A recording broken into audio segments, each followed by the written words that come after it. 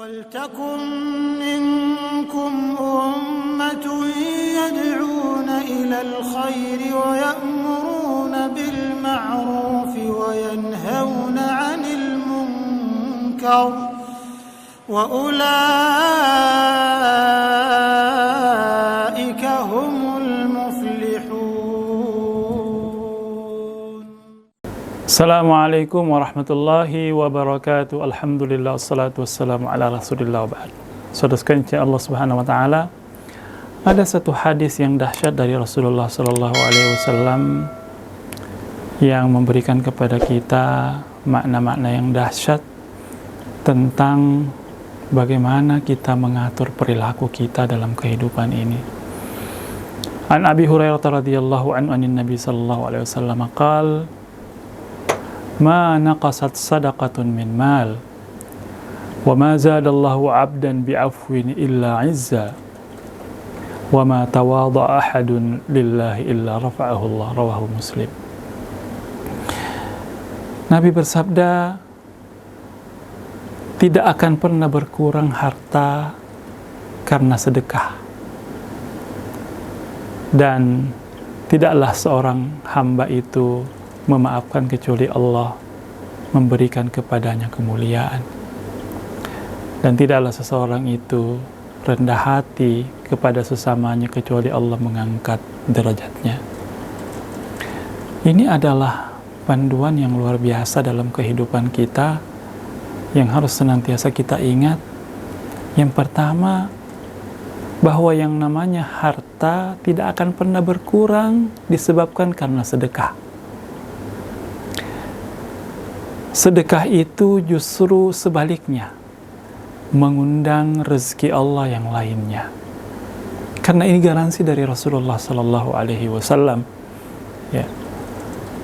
Dan fakta juga menceritakan kepada kita tentang hal itu. Tidak ada orang yang akhirnya jatuh miskin karena dia dermawan. Tidak ada orang yang akhirnya bangkrut karena dia sering berbagi. Justru yang terjadi sebaliknya.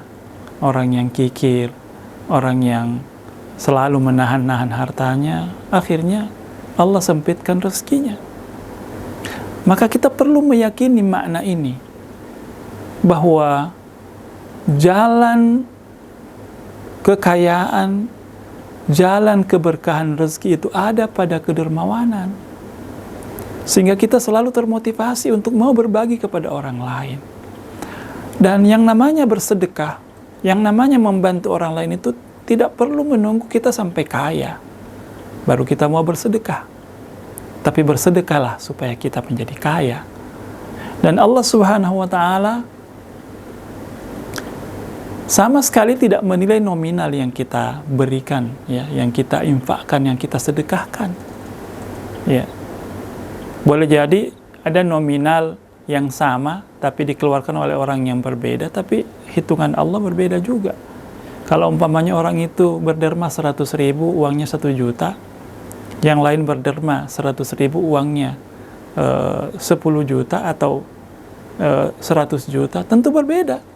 Ya, nominalnya sama tapi situasi dan kondisi yang melingkupi setiap orang itu berbeda, justru berbeda dalam pandangan Allah Subhanahu wa ta'ala. Maka yang perlu kita pastikan bahwa selalu ada budget dalam rezeki yang Allah titipkan kepada kita untuk kita pakai bersedekah, supaya harta kita berkah, supaya pintu-pintu rezeki itu semakin terbuka. Dan kita perlu menguatkan keyakinan kita tentang makna itu. Ya, jangan sampai karena godaan syaitan yang memang dalam ayat Al-Quran mengatakan asy-syaitanu ya'idukumul faqr, surah Al-Baqarah. Syaitan itu selalu menakut-nakuti kalian dengan kefakiran. Jangan berinfak, jangan bersedekah, nanti uangmu kurang, nanti kau jatuh miskin. Ya. Wa ya'muru bil fahsya, dan syaitan juga selalu memerintahkan kita kepada keburukan-keburukan. Jadi yang namanya bersedekah itu perlu untuk kita paksa-paksa diri kita. Ya. Berat, apalagi pada saat memang kita membutuhkan, tapi karena kita ingin keberkahan pada rezeki kita, maka keluarkanlah itu. Ya, bantulah orang lain, berbagilah. Dan yang perlu kita ingat bahwa di hari-hari Ramadan itu sedekah itu menjadi sangat mulia. Afdalus sadaqah sadaqatun fi Ramadan. Sebaik-baik sedekah itu adalah sedekah di bulan Ramadan. Kemudian yang kedua, Rasulullah SAW menyatakan, tidaklah seseorang itu memberi maaf kecuali Allah memberikan kepadanya kemuliaan. Ini juga adalah makna yang luar biasa yang Rasulullah berikan kepada kita, bahwa ternyata memaafkan itu adalah jalan kemuliaan. Orang yang memberi maaf itu, dia menunjukkan kebesaran jiwanya. Dan syaitan memang selalu berusaha memanas-manasi kita apabila kita memiliki kemarahan. Ada orang yang berbuat salah kepada kita, tidak bisik-bisiki di kepala kita, di hati kita, masa dengan mudah Anda memaafkan? Ya, begitu enak itu dia melakukan kesalahan, lantas Anda dengan begitu mudahnya membiarkan, mengikhlaskan. Kalau dalam kehidupan ini bisikan syaitan yang kita perturutkan, yang kita dengarkan, kemudian ego kita yang kita kedepankan, maka kita akan menjadi manusia yang kerdil.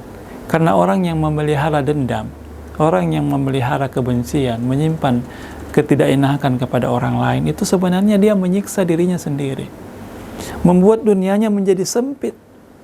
Coba kita perhatikan, apabila kita marah kepada orang, menyimpan ketidakenakan, menyimpan dendam, apa yang terjadi? Kalau kita dengar nama orang itu, langsung perasaan menjadi tidak nyaman, tidak enak. Apalagi kalau orang itu berlalu di hadapan kita, kita lihat begitu ya, semakin tidak nyaman. Ya, alangkah buruknya ketika kita memiliki kondisi seperti itu. Apalagi kalau orang yang kita benci itu berada di sekitar kita, apakah rekan kerja, apakah tetangga, dan seterusnya. Kita membuat dunia kita menjadi sempit dan kita tersiksa. Maka kita perlu melatih diri kita untuk mengikhlaskan kesalahan orang. Memang yang berat itu di awalnya saja, ya, berat itu merelakan, mengikhlaskan. Ya, kita telah dizalimi umpamanya, ya, diperlakukan dengan perlakuan yang kurang layak dan seterusnya begitu ya. Kita diminta untuk mengikhlaskan, merelakan. Memang itu tidak mudah. Tapi sekali lagi, yang berat itu cuma di awalnya saja. Begitu kita melewati godaan untuk tidak memaafkan, ya, setelah itu perasaan kita menjadi lebih nyaman dibanding ketika kita terus memelihara dendam dan ketidakenakan itu. Dan yang perlu kita ingat, bahwa ternyata Allah Subhanahu wa Ta'ala memberikan kepada kita jaminan yang lain. Ketika kita memberi maaf itu menjadi jalan Allah juga memaafkan, mengampuni kesalahan-kesalahan kita. Ya, Allah Subhanahu wa Ta'ala di surah An-Nur memberikan kepada kita penjelasan, fa'fu wasfahu ala tuhibbuna ayyakfirallahu lakum. Maka maafkanlah, maka berlapang dadalah terhadap kesalahan saudaramu. Tidakkah engkau suka ketika engkau memaafkan kesalahan saudaramu, Allah mengampuni dan menggugurkan dosa-dosamu? Dosa kita banyak, kita perlu berikhtiar supaya Allah berkenan mengampuni dosa-dosa kita. Dan ternyata salah satu jalannya adalah dengan kita mudah memaafkan kesalahan orang lain. Dan lihatlah apa yang dilakukan oleh Rasulullah SAW di salah satu episode kehidupan beliau di Fathu Makkah, ya, di tahun ke-8 kenabian. Nabi SAW berhasil menaklukkan kota Mekah, ya, yang pada saat itu siapa yang menjadi penguasa kota Mekah berarti dia adalah penguasa Jazirah Arab. Orang-orang kafir Quraisy yang selama bertahun-tahun memusuhi Rasulullah takluk di hadapannya sambil tertunduk. Nabi mengatakan kepada mereka, "Mata zunnuna anni fa'ilun bikum?" Ya, kalau menurut kalian apa yang akan aku lakukan hari ini? Mereka mengatakan, "Akhun karim wabnu akhin karim." Wahai Muhammad, engkau adalah saudara kami yang mulia dan anak saudara kami. Kita ini tersambung dengan nasab, kita saudara, ya. Itu perkataan mereka. Maka waktu itu Rasul mengatakan, idhabu fa antumut tulaqa. Pergilah kalian semuanya aku maafkan. Tidak ada dendam di hatiku. Ya. Tidak ada rasa marah, semuanya aku lupakan. Allahu Akbar. Begitu mulianya Rasulullah sallallahu alaihi wasallam. Ya. Dia diganggu, disakiti bertahun-tahun, belasan tahun.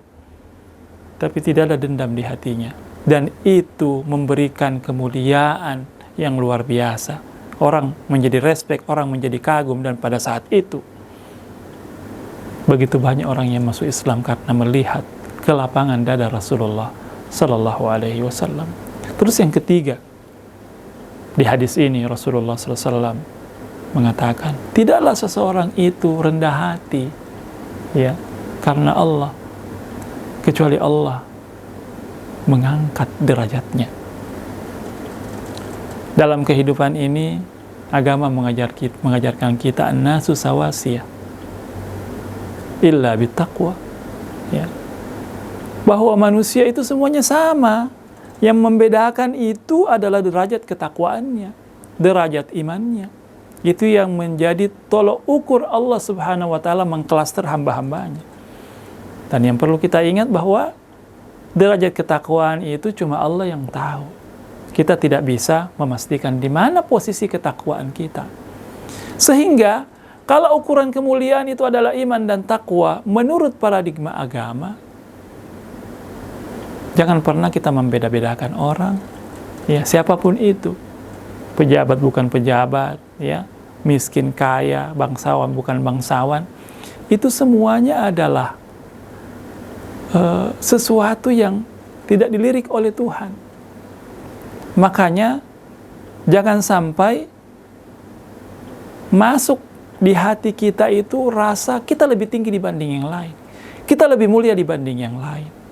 Ya, hargailah orang, ya, rendah hatilah di hadapan manusia. Itu menjadi jalan Allah Subhanahu wa taala mengangkat derajat kita, ya, dalam pandangan Allah dan dalam pandangan manusia. Orang yang sombong itu, orang yang mudah merendahkan orang lain itu, pasti juga dia dianggap hina, walaupun mungkin orang lain tidak mengungkapkannya. Ya, orang akhirnya juga menjauh. Ya, apabila kita ini tidak humble, tidak ramah, memandang enteng orang, ya, itu semuanya menjadi penyebab kita menjadi kerdil dalam pandangan Allah dan dalam pandangan manusia. Maka yang namanya kesombongan itu perlu untuk senantiasa kita kikis, kita hilangkan di hati kita. Karena sebenarnya kita tidak punya alasan untuk menyombongkan diri. Semua yang ada pada diri kita given dari Allah, titipan dari Tuhan. Allah ingin melihat bagaimana cara kita menyikapi titipan-titipan Allah itu. Semakin kita tawadhu, semakin kita dipandang mulia dalam pandangan Allah dan pandangan manusia. Ya. Dan sekali lagi, kalau tiga makna ini menjadi panduan dan warna dalam kehidupan kita, maka insya Allah kita akan menjadi manusia yang beruntung. Mari kita sama-sama senantiasa menjadi manusia yang dermawan, senantiasa menjadi manusia yang mudah memaafkan kesalahan orang lain dan senantiasa memiliki rendah hati, sifat rendah hati, dan akhirnya kita menjadi manusia yang beruntung. Wassalamualaikum warahmatullahi wabarakatuh.